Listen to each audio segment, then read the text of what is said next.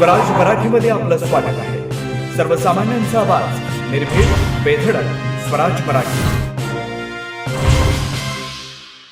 मला असं वाटतं की अतिशय खेदजनक आहे की अशा प्रकारे धर्माचा वापर करून शरद पवारांचा पक्ष, उद्धव ठाकरेंचा पक्ष आणि काँग्रेस हे या ठिकाणी वोट जिहाद करतायत.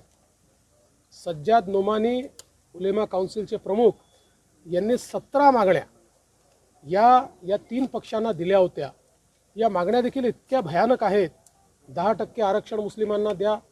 2012 ते 2024 महाराष्ट्रात जेवढे दंगे झाले त्या दंग्यांमध्ये जेवढे मुस्लिम आरोपी आहेत त्यांच्यावरच्या केसेस सगळ्या परत घेऊन टाका. RSSवर बंदी लावा.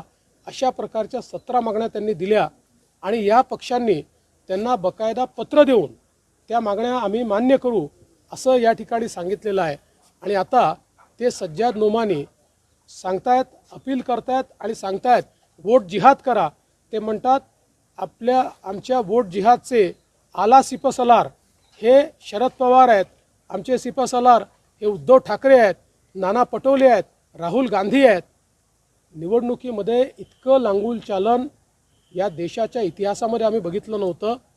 एक प्रकारे केवळ पोलरायझेशन करण्याकरता, अल्पसंख्याक मतं मिळवण्याकरता अशा प्रकारे जर या ठिकाणी हा विरोधी पक्ष महाविकास आघाडी काम करत असेल तर त्याच्या विरुद्ध आपल्याला निश्चितपणे सगळ्यांना एक व्हावंच लागेल. आणि मग जर तुम्हाला वाटतं की मुठभर मतांवर तुम्ही निवडून येऊ शकता तर मग जे बहुसंख्य मतं आहेत त्या बहुसंख्य मतांना देखील पुनर्विचार करावा लागेल, एक यावं लागेल.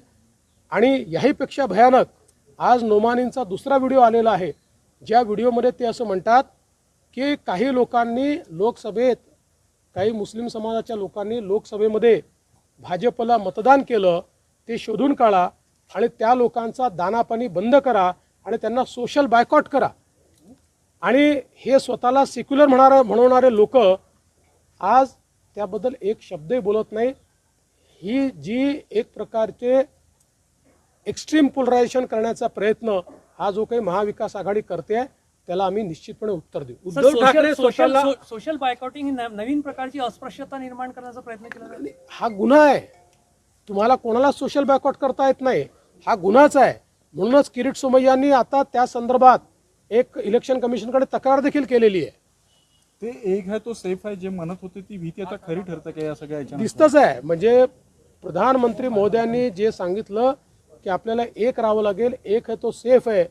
आज काँग्रेस जातीमध्ये विभाजित करण्याचा प्रयत्न करते आणि दुसरीकडे महाविकास आघाडी आणि काँग्रेस मिळून आपल्या सगळ्या जे काही मुस्लिम समाज आहे त्या मुस्लिम समाजामध्ये एक्स्ट्रीम पोलरायझेशन करण्याचा प्रयत्न करून ही निवडणूक ते जिंकू इच्छितात.